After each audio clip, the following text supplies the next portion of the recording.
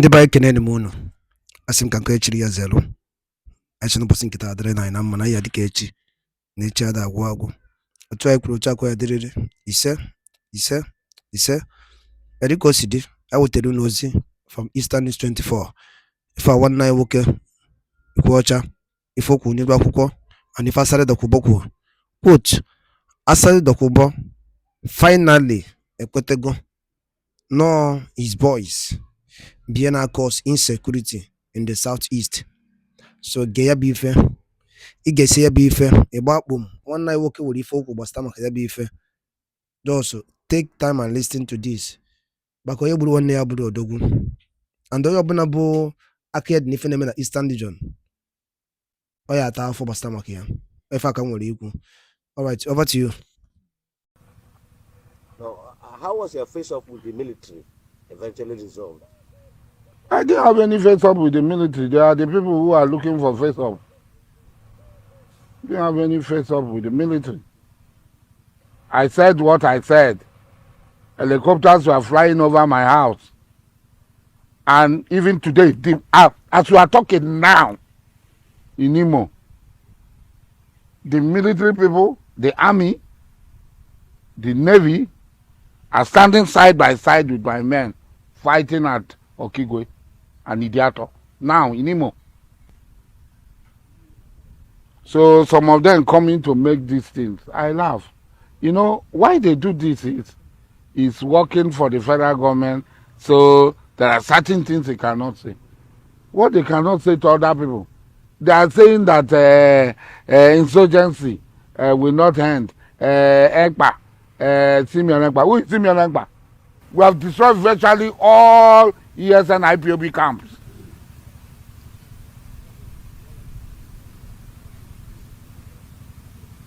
As I'm talking to them now, as we are talking, we are standing side by side with them at Idiato and Okigwe today. That's an operation.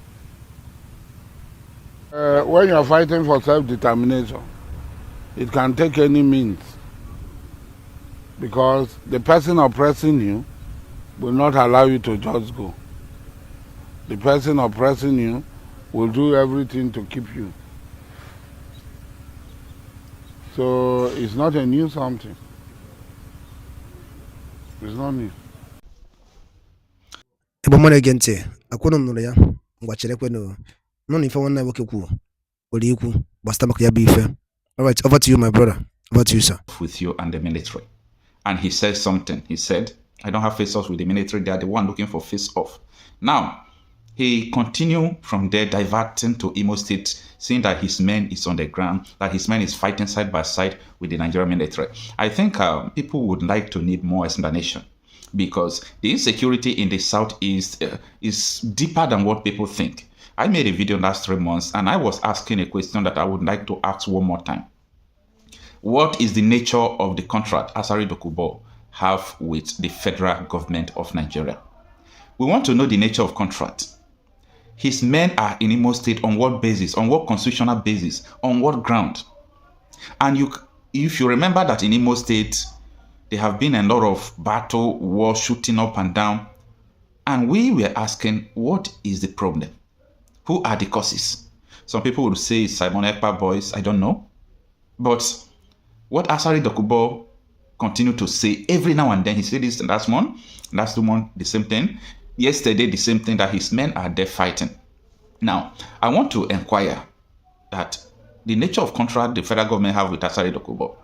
So is it to come and cause insecurity in the southeast so that they will blame it on Biafra agitators, so that they will use that strategy to destroy them, or what? Because this time around, I think people have to start thinking. Put on your thinking caps. This is an ordinary civilian having a press briefing saying that his men are in Imo State fighting. On what basis? You know, Nigerians don't ask questions. On what basis? Who invited you? If it is the governor of Imo State that invited you, say, but I think he hinted the federal government, okay? Asari Dokubo hinted that the federal government contracted him to fight in Imo State. We have military, we have every security agency, including the DSS. So what is the essence of contracting somebody to come and fight for you or with you Or is he fighting against them? Anyway, whether he's fighting against them or he's fighting for them, what I know is that these are the reason why you have the insecurity challenges you have in the Southeast. You know, time without number, I do tell people that as you keep on pointing wrong fingers to people who are not causing the insecurity, the people who are causing the insecurity will be leveraging on your ignorance to continue to perpetrate what they are doing. Asari Dokubo knows what he's talking about. He knows what he's talking about. He said, as I speak to you now, my men are there fighting. What are they fighting for? Who are they fighting? Okay, he said they have destroyed virtually all Eastern Security Network camps in the bush. He says so. I don't know. After all, I'm just a media person. I'm just a blogger. I don't even know anything. But the truth is that if we did not ask the necessary question, one day we will come to realize that we made the greatest mistake by not trying to figure out the truth, why we are believing lies. Now, this made me to, go back to 2015 in my memory. In 2015, we all remember, 2014, 2015, we all remember how this APC government imported Bororo Fundanese to follow them fight for election, for power, and for the cause they want to choose. It's the same thing. This APC government is fond of importing people who will come and destabilize your area, who will come and make sure that the insecurity will persist. Insecurity is a business, my dear people. Insecurity in Nigeria is a business, but it's a dangerous business because of the motive attached to it. Why people are using it for business? They are using it to carry out acts against the innocent people. It's not going to be funny. It's not something that is going to be easy to end.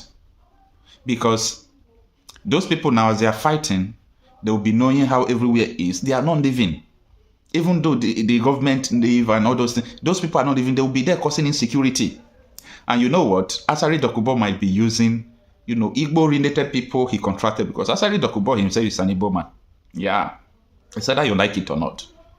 Asari Dokubo is an Igbo man. So his boys would be Igbos as well.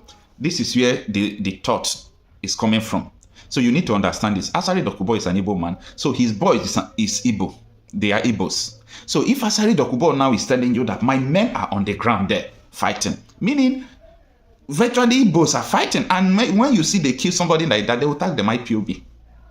And that is why I used to tell all these Biafra dictators, don't claim what you don't know. Don't come on social media and do propaganda and claim what you don't know.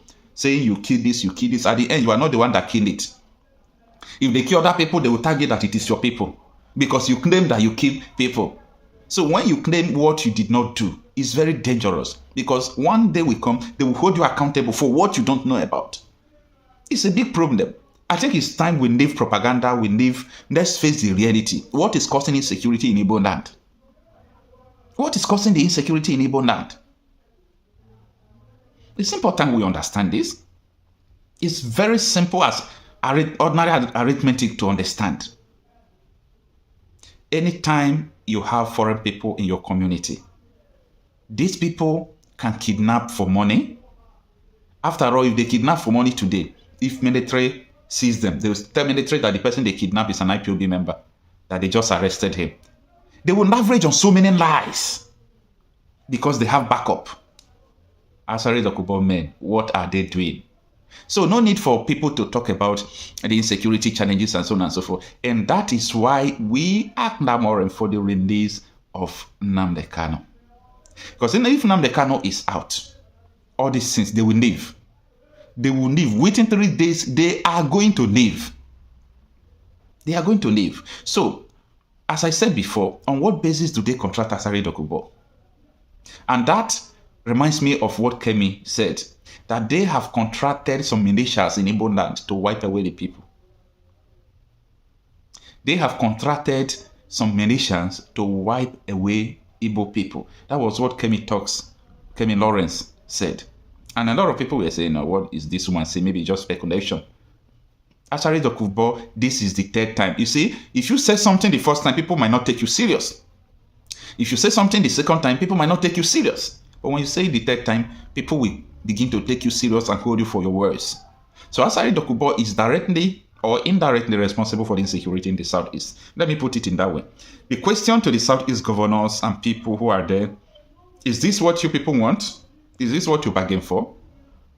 That someone like Asari Dokubo, who was Biafra agitator, ex-militant, later he was bought over, he started working with the federal government, he have militias, that he will use his militias to come to your state and begin to fight? This is very shameful. It's shameful, it is unacceptable. I think, something urgent must be done about this. People are not talking, politicians are not talking, everybody, they are afraid to talk. I've never seen where someone come to the national television, or even people who are in the Senate or House of Rep, they will stand up and say, this and this is what is happening, we don't need it. No wonder that House of Rep member that was threatening taxi driver, Uber driver, that I can make you disappear. And no one will say it. Because they know what is going on. They know people to use to make you disappear. But it's unfortunate. Shame to our politicians. Shame to the politicians who knows what is going on and they refuse to talk. Shame to politicians who are working hand in hand to make sure they will impoverish their people. I rest my case. There's a global interest to keep Nigeria the way it is. So that, yes, global interest. Oil can keep flowing in direction of multinationals. There are people whose interest is to make sure Nigeria doesn't progress so that the black man will not find his feet globally. So anybody who is also fighting them here, you are fighting that global economic interest. And that is what was clear to us during Ken Saro-Wiwa's death. The world could have saved Ken Saro-Wiwa. Even Mandela refused to make the call to Abacha. Or he said he called Abacha, Abacha didn't pick. All of them could have made that call and said, look, if you touch this guy, we are going to give you hell. But because, Ken Saro-Wiwa went and pressed the red button, which is oil. Do you know why Ogoni land has over 62 billion cubic feet of gas? 62 billion. This is not even oil. Gas. Oil, because what most people don't understand is that oil is going out of business. But gas is going to be around for a long time. Yes. So that is what they're interested in protecting. And the guy who starts saying, we own the thing, I was like, what's your problem now, guy, man? And they finished him. Global conspiracy. It's the same thing they did to Kanu now. How do you think that Kanu was kidnapped in Kenya and brought to Nigeria, and there's no manifest of the plane that brought him to today? Even judges cannot ask for it. How did he get to Nigeria from Kenya? Who was the person who abducted him from the underground garage? If you go and ask Tinubu now that he promised you something, he can completely deny that he never promised, because he never went to any debate. He did not do any interviews. Not even with his own TV station did he interview with during the election. Do you have any sort of relationship with him, the president? No. If you have relationship with them, they don't even have to tell people. One of their assistants will put it out. Say, which kind she will be that? Common text message where Idris Abdul Karim sent to Koyamo, release them. Just WhatsApp messages where people they take play. They don't release them now. Say, which kind she will be that we don't see them for our area before now. Person we just come so I've only met Tinubu twice in my life. First in 1999, and then the second time was during the Presidential Peace Committee that we had in 2023, where he sat next to me. I saw and then he was. I saw the video. He was struggling to have my program with him, and I said to him, because when he came in, he said, President Shiwore. I was like, he called you a president? Yes, no, they don't have problem with that. Is what the Yoruba say, they just look at you like these crazy people. Let's call them whatever they want them to, to call them. And then he stretched his hand, not his right hand, but his left hand to shake hands with me. So I quickly, just because if it was photographed, they can say that maybe we are in some kind of secret call together. And it might even make this assertion to be more, legit. Don't you see that they shook hands? They get some kind of way. Yeah, they could say they be Ogboni.